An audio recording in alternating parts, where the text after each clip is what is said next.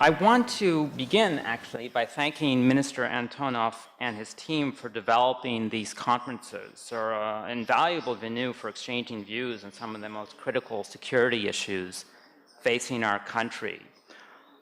Although I'm only speaking in a personal capacity and do not represent the United States or any other institution, I am sure many people would join me in wanting to thank the people here in the auditorium and elsewhere for fighting to keep us safe from terrorists. So thank you so much.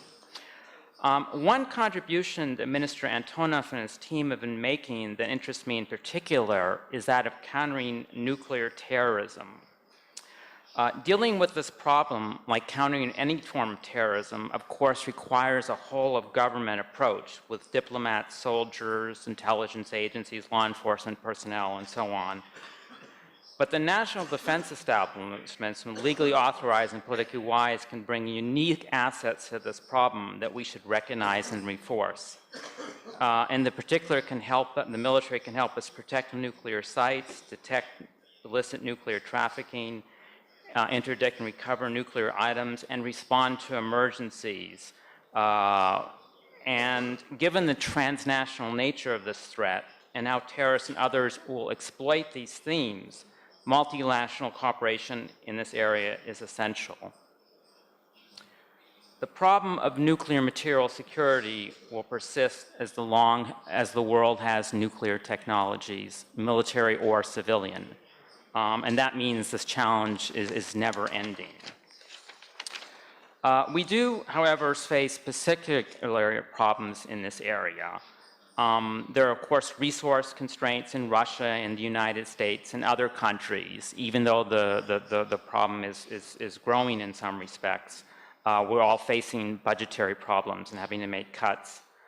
As discussed this morning, there are tensions between the United States and Russia on many issues. Fortunately, this is not normally one of them. We've seen in the Iran talks in North Korea, the Americans tell me they work very well with the Russians. The Russians are some of the best experts in the world on this, and so they understand the technical issues involved. But there's been some blowback. I think in particular the nuclear security summit process. Russia has made a decision, and they've laid out a lot of valid reasons that what they would like to see the process improve, but I still hope that that decision may be reconsidered. But in any case, we're going to have to work further to discuss what kind of architecture we want to develop to deal with this problem, and then what's the appropriate role of the military in that. It certainly has some roles, but there's some things probably best left to the civilians. There's some other issues, as President Putin himself has noted. We need to have a greater dialogue on how some of the new revolutionary military technologies that are emerging, in particular the high-speed, high-precision, long-range strike systems, are going to affect, which can be useful in some respects for dealing with terrorism, can also cause problems for strategic and crisis stability between various countries. In terms of the recommendations I would have, I think just in general, these capabilities we're going to continually need them because this challenge, as I said, is growing. We'll also have to think about maybe perhaps sharing more information about our national experts.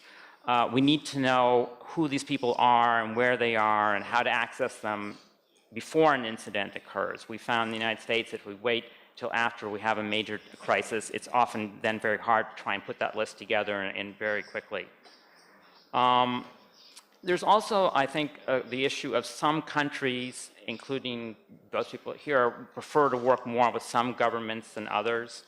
And in this respect, I think that the Shanghai Cooperation Organization, which is currently reviewing its role in international and regional security, including in Afghanistan, may serve a useful purpose in perhaps dealing with this question, particularly with respect to Iran, India, and Pakistan, whose relationships with the United States, at least in the nuclear sector, have been somewhat troubled, less so, I think, in the case of maybe Russia or China with them. And then finally, in terms of dealing with this question, we have to also recall that although nuclear terrorism has been a very serious issue, and we've seen a lot of good cooperation in recent years, The issue of chemical terrorism has now arisen, and that's something the military will be responsible for. And we, of course, have looming over our heads the whole problem of biological terrorism. Again, I think we've seen in the way that the world's militaries have dealt with the problems we've seen with Ebola, they can bring unique assets to these questions.